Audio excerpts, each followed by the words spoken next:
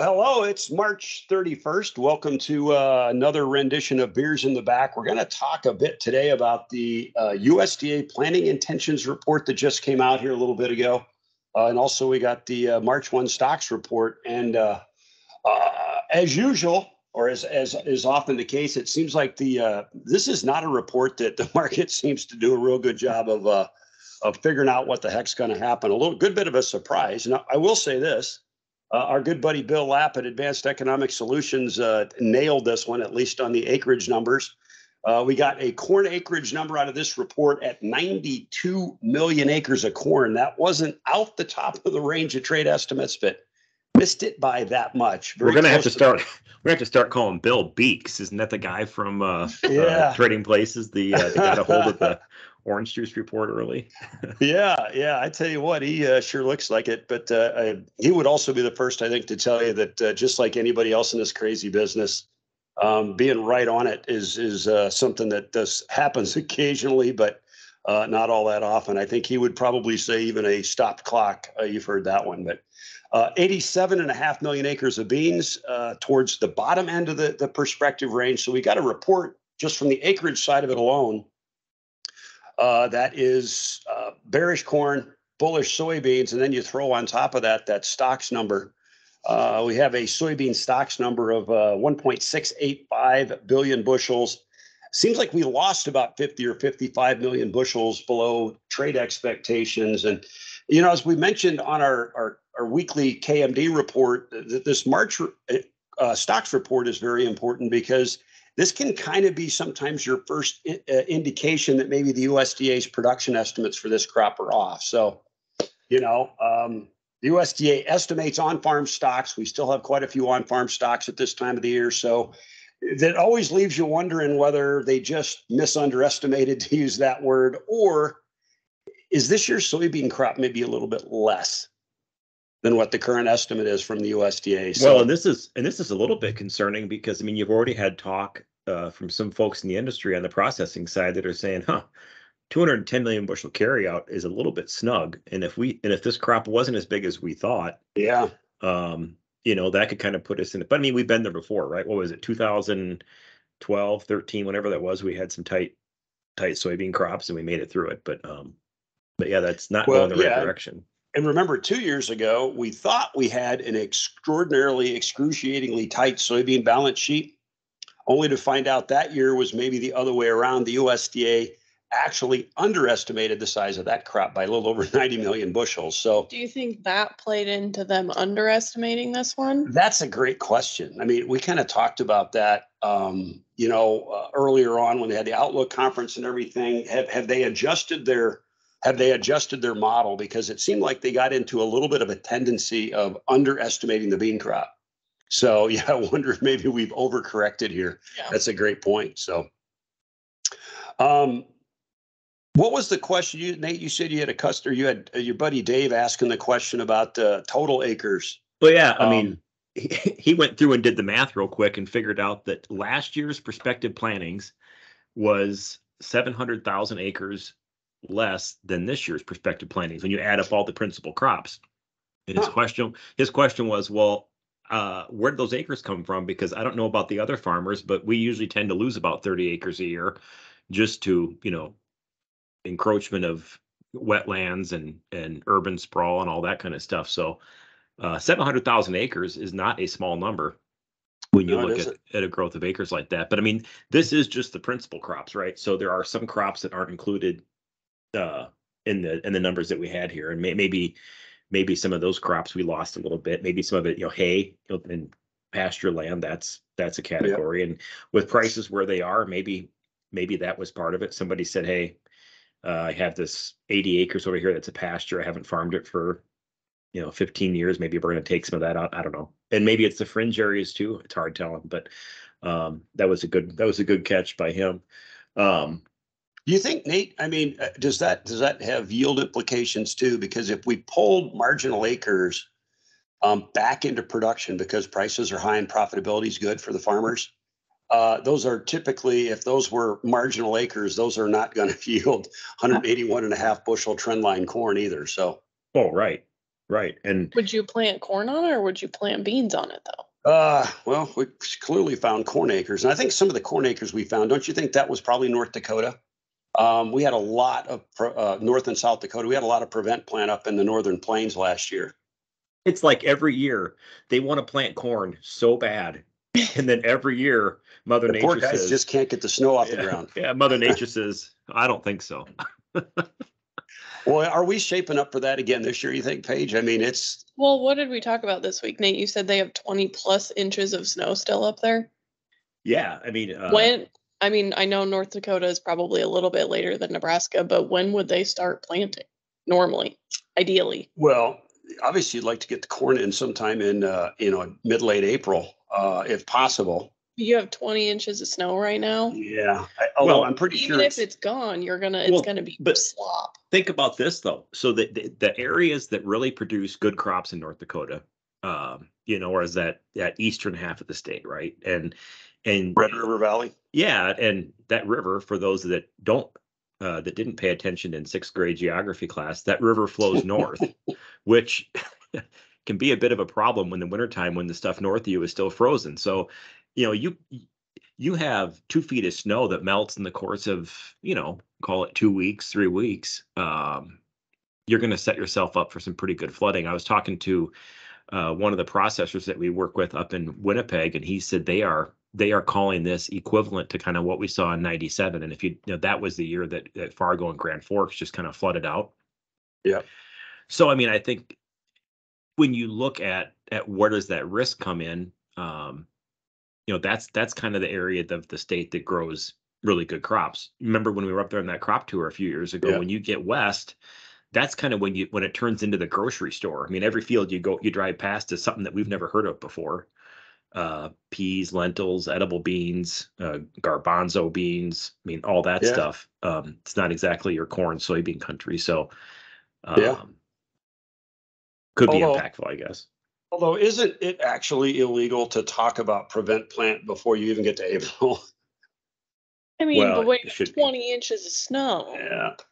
I think it's a It's less concern. I of a guess stretch. I would put it in the category of maybe something we need to definitely keep an eye on. I think it's maybe a little bit too early to be hitting that button. But Well, when we were out at NIOP last week, and that session that I did with that farmer, Jay Myers from North Dakota, and I brought up this topic of the prevent plant, and I said, what are your thoughts on this? And his answer was different than what I would expect a farmer to say, because he said, look, yeah, that's an option, but he said you're always better off from a farming standpoint to plant something.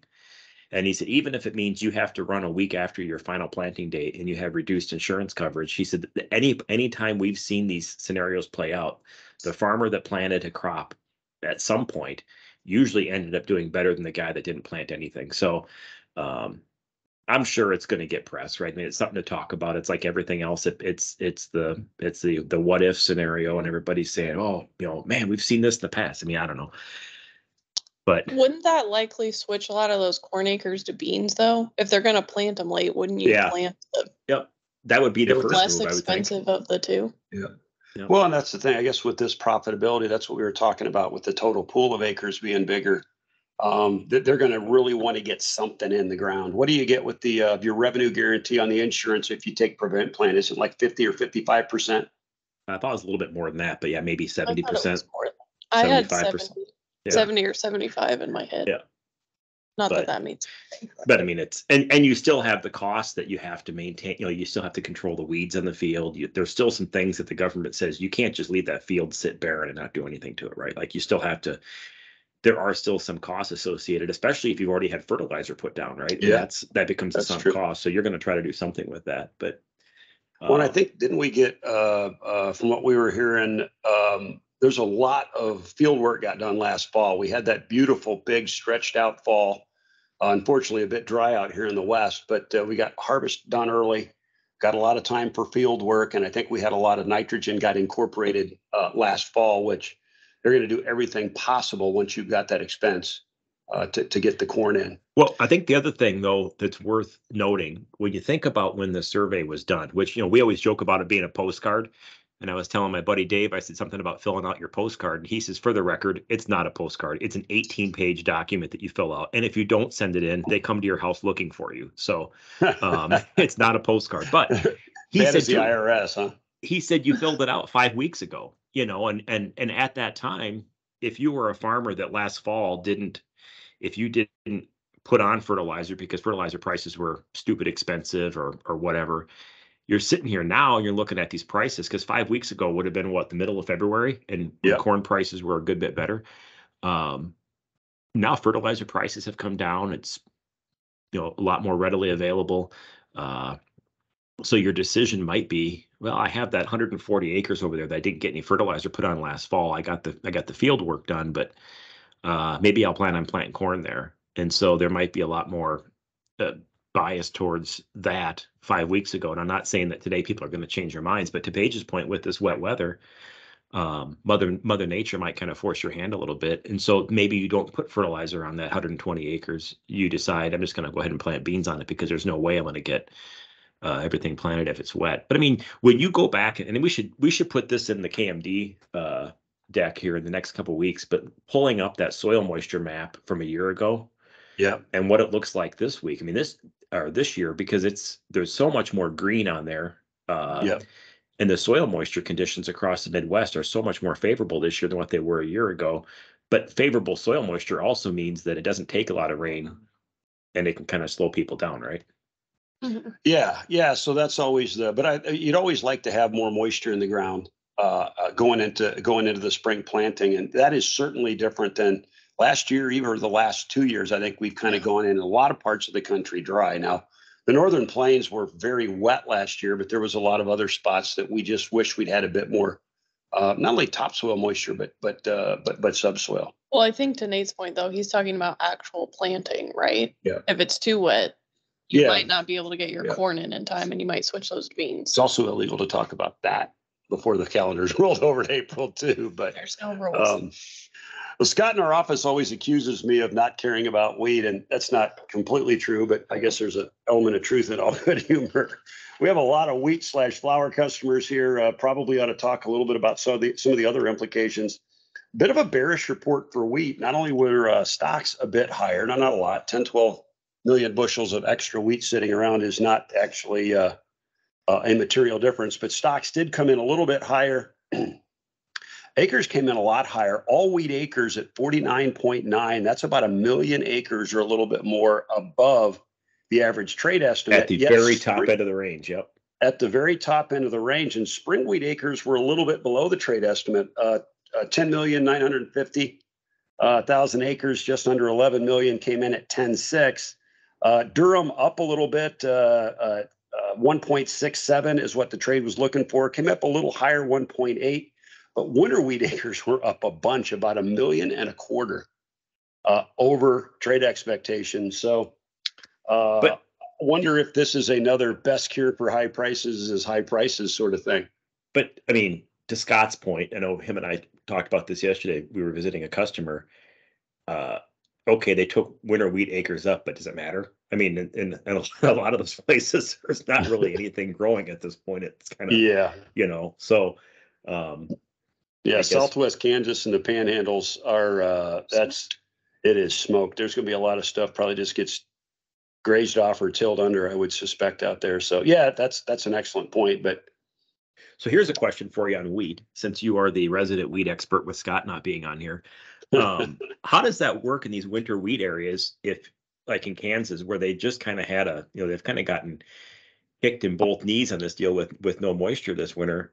I mean, can they come back and say we're gonna plant beans there or corn? Or I mean, because we've had a lot of customers asking that question, and I'm not familiar with that western region. I'm guessing that if it's dry for everything, right? And probably nothing's going to grow, but you're not going to plant corn out there. I think it's what is it, the 100th meridian? That's a little bit of a geography lesson, I guess. Kind of start a little bit west of the Twin Cities and kind of right down to Dallas, Fort Worth.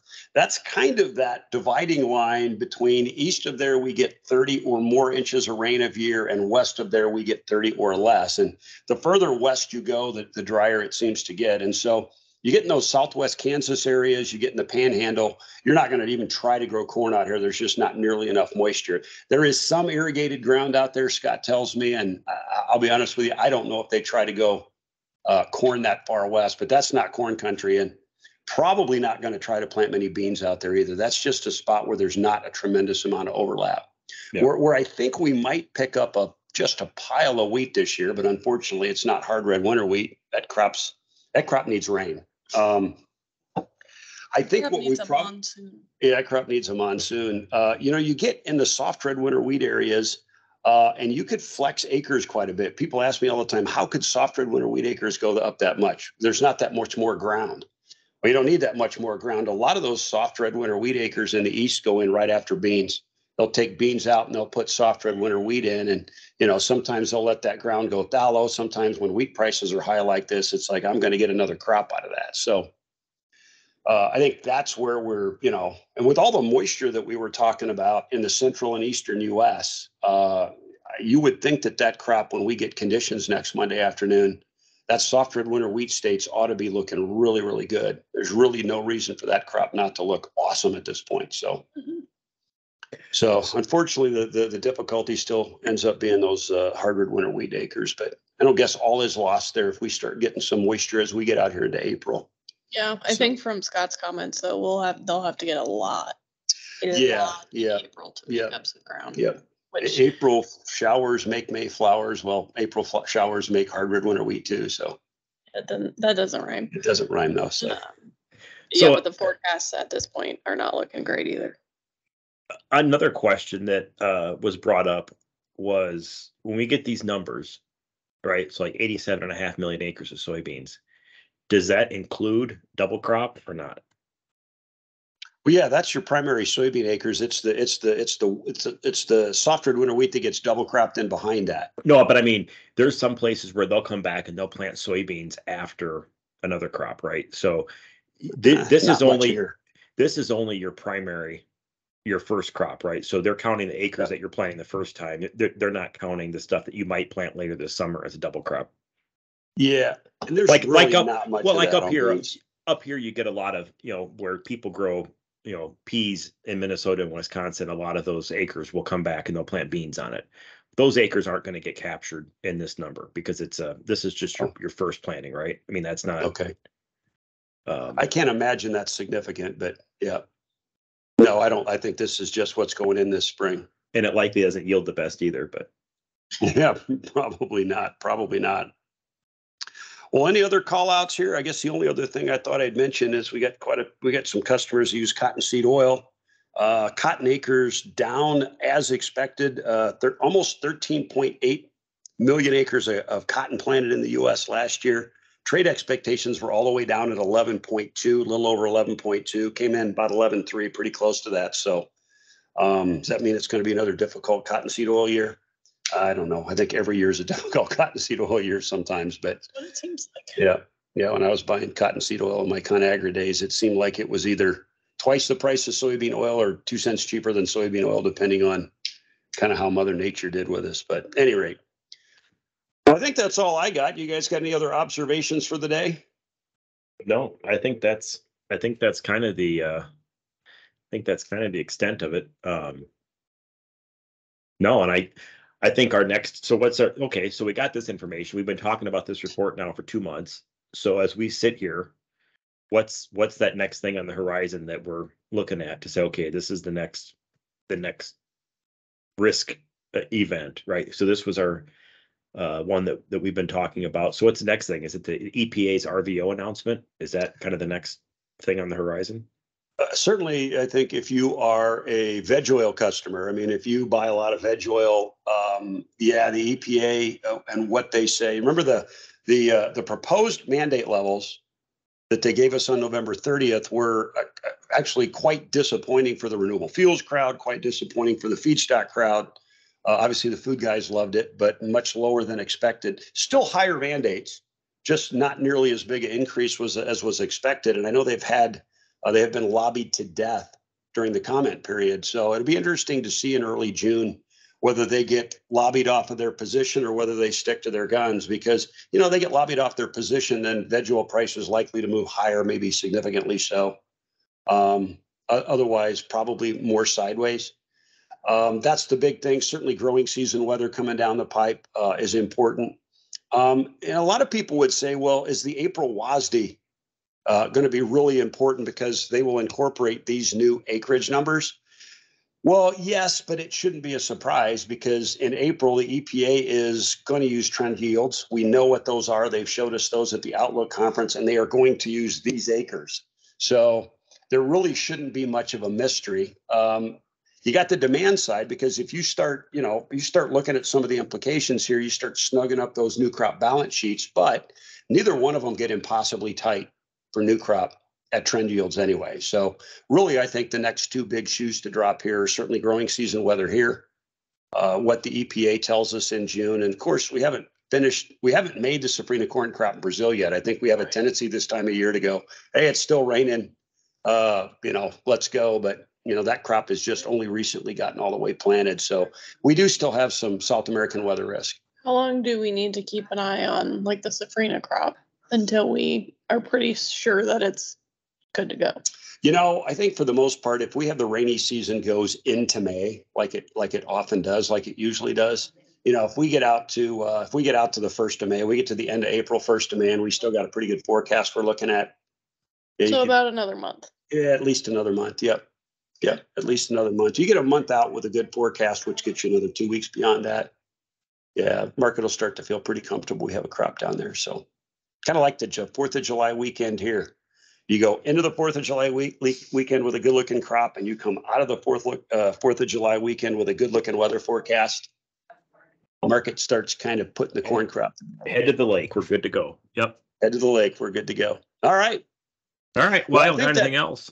All right, I think that does it for us. Hope you enjoy this commentary, and as always, especially in these crazy commodity markets, be careful out there. And it was only a one beer discussion. Yeah.